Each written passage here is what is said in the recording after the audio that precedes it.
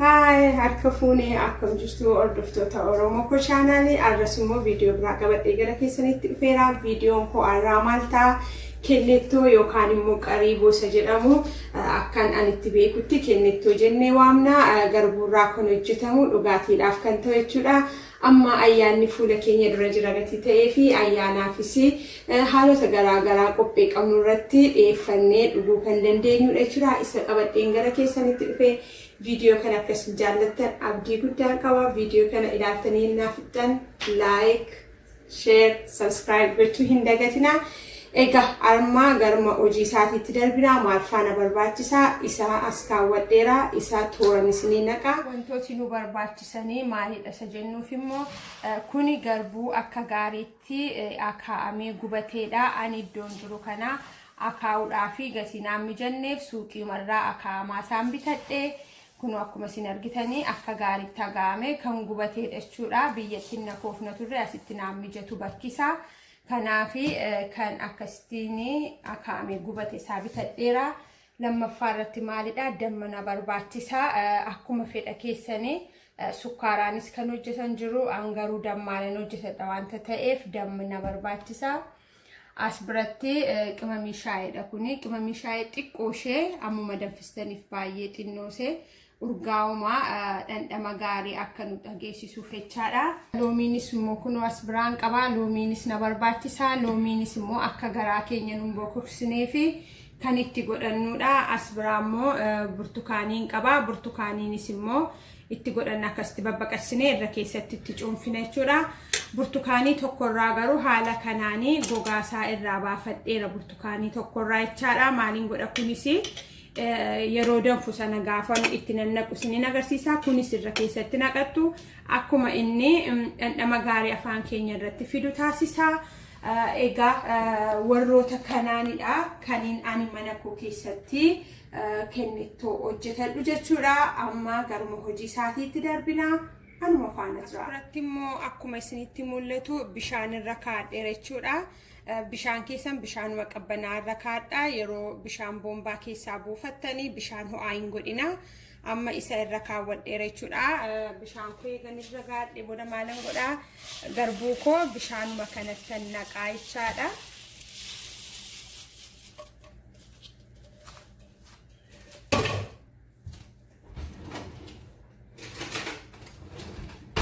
Garbuu koo eegan itti naqee booda amma danfutti inneen na eegaa danfuu qaba. Akka gaariitti danfuu qaba.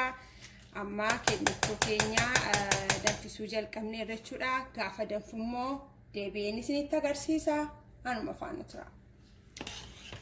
Egaa haala kanaan danfaa jira. Akkuma isinitti mul'atu akka gaariitti danfuu qaba. Irra deebisnee immoo danfisna wanta ta'eef rakkoo hin qabu. Amma isa jalqabaa garuu haala kana fakkaatuuni danfeera. Abidda isaa xiqqoo isheen gadi qabee yeroo akka gaariitti akka kanatti danfu akkuma isinitti mul'atu baay'ee danfaa jira. Kana fuutanii hin calaltu jechuudha. Amma kana calaleetanii lammaffaa immoo garbuu biraan itti naqatu hin ta'in garbuuma isuma amma jiru kanatu eega calaltanii booda itti deebistanii danfistu jechuudha. Si'a lama si'a sadan tokko irra deddeebitanii danfistu. Amma akka gaariitti gurraachisaa jirutti jechuudha. Yeroo lama yoo irra deebitanii danfistaniin ga'an yeroo baay'ee yeroo lama irra deebi'ee danfisaa. Akka gaariitti eegan akkasitti danfisee booda nan calaladha. Amma immoo gaafa calalu isiniin agarsiisa.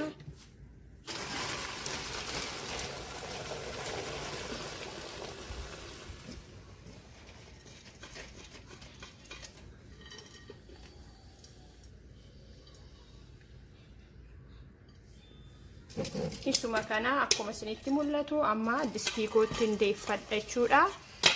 Irra deebi'een isuma kana danfisa waanta ta'eef isuma kana deebi'een danfisa jechuudha.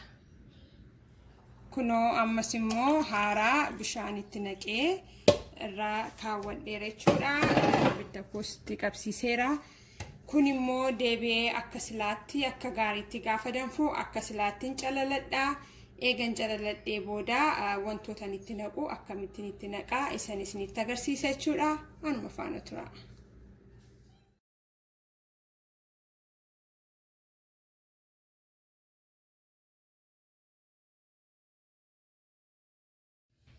Egaa warrootan itti naqadhuun isan qopheessa jechuudha. Amma gaafan isa qopheessu maalan godha?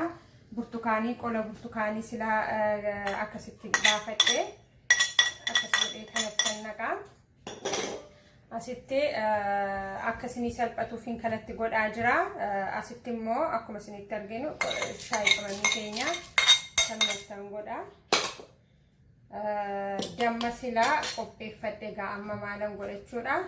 Asirratti naqachuudha. Akkasii salphatuuf asitti naqxanii walitti rukutuun gaariidha. Qodaa sanarrattis naquu hin dandeessu isinii salphachuu fi hangaruu akkasitti itti godhachuu jaalladha. Damma amma kennettoon keessan baay'ina kennettoo keessaniitu murteessa jechuudha. Miyaasaas ilaalaa itti dabalachuu dandeessu. Andamma haala kanaan itti godhadheera jechuudha. Ittaanee maaliidha kuni? Kun kennettoon kana dura qabuudha jechuudha.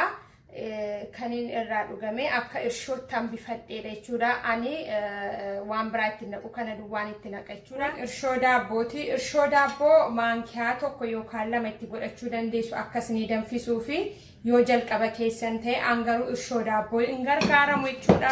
Ammaaliin gargaarama kennettooma kana dura irraa danfifadhee hambifadheera jechuudha. Kun akka irshootti na gargaara. Isan itti godhadha jechuudha. Kanarratti maaliifi kanaananii waliin makachuuf jechaadha. Isin garuu yoo barbaaddanii hin qabdan ta'e jalqaba keessan ta'e irshoo daabboo godhachuu dandeessu. Irshoon daabboo hin danfisiisa. Hangaruu isa kanaan suuta jedhee akka danfuuf jechaadha. Burtukaanii silaa irraa akkasitti hambifadhee amma kanatti cuccuunfadha jechuudha. Harka koo miiccadheera qulqulluudha.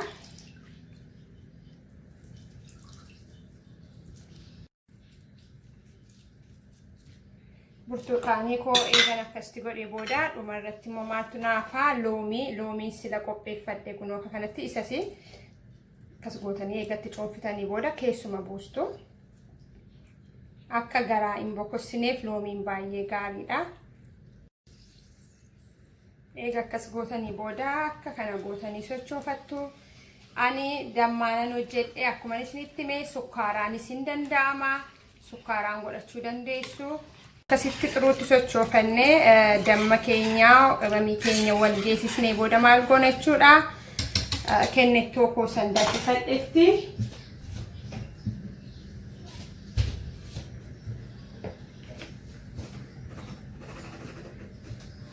Kennettoo danfisetti jechuudha. Warroota kana itti naqa jechuudha.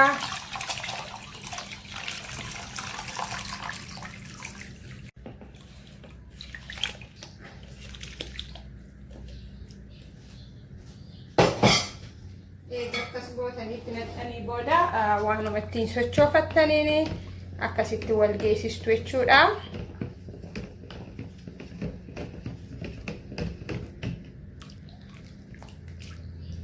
Ani egaa akkas godheera gaafa danfu jechuudha. Kana fuutanii akka gaariitti qadaadanii ergan amma akkasitti qadaadadhee booda guyyaa lama arra galgaladha amma kan hin qopheeffadhe. Bor guyyaa guutuu ilaalaa nannoolaa iftaan naaf danfaa jedheen abdadhaa. Egaa guyyaa lama neegechuudha. Haala kanaan qadaadadhee kaadheera.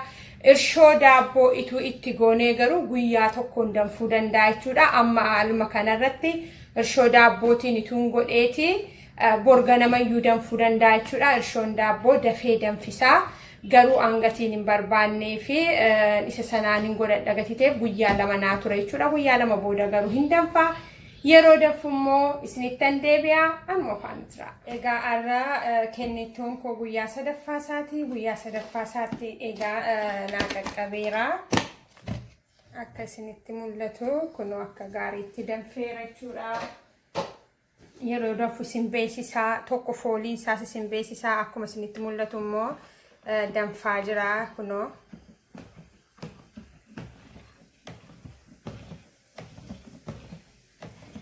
maaliif guyyaa sadiinatti fudhatee egaa akkuma ho'ina manaatti gaafgaafi guyyaa lamattis naa qaqqaba gaafgaaf guyyaa sadiis immoo fudhata anaafarraa guyyaa sadaffaasaatti naa qaqqabeera kana fakkaate jechuudha amma qodaan itti godhadhu immoo kanadha kunoo akkasinitti mul'atu firiijii keessan gashadha kanatti godhe jechuudha achi keessaa baasnee nagaan ta'eefi amma gara firiijiitti dabarsa akkasumatti yoo keessan yeroo bulaa deemu baay'ee danfaa cimaa deema jechuudha yoo cimu akka cimu hin barbaanne akkuma koo kana daftanii firiijii gashachuudha ani akka cimu hin barbaadu waan ta'eefi dafeen firiijii gashadha jechuudha kanarratti dhumarratti yoo barbaaddanii anammas hin qabus manaa waan ta'eef ittiin goone yennaa barbaadan kokaatti naquu dandeessu kokaan baay'ee bareedaa godha yoo feetan jechuudha kokaa tokko itti godhattu jechuudha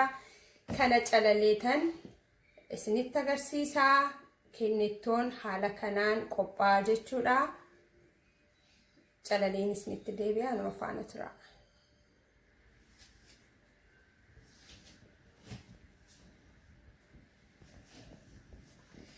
egaa kennettoon keenya haala kanaan qophaa'e jechuudha yoo feetanii kana akkasumatti buufachuu dandeessu yoo bifa isaa bareechachuu barbaaddan immoo loomii haala kanaan keessa bubbuustanii yeroo buustan akka namatti toluuf jechaadha ani yeroo baay'ee akkas nan godha waan biraaf otoo hin ta'in bareedinumaa fi gaafa taa'u haala kanaan akka inni taa'u barbaadeetan malee dirqama miti keessa buusuuni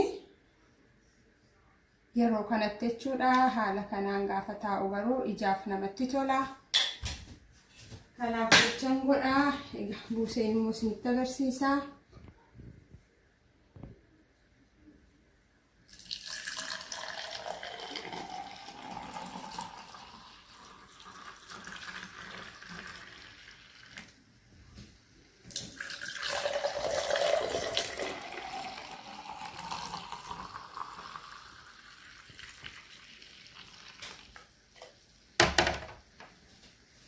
kennettoon keenya haala kanaan qophaa'eera jechuudha hangama kootiin xumureera akkasiin viidiyoo kana jaallattan abdii guddaan qaba egaa ayyaanaa fi sagantaa garaagaraatii fi karaa salphaatiin akka kanatti qopheeffattanii gargaaramuu dandeessu viidiyoo biraadhaan amman deebi'ee walitti deebinutti nagaan naa tura bye bye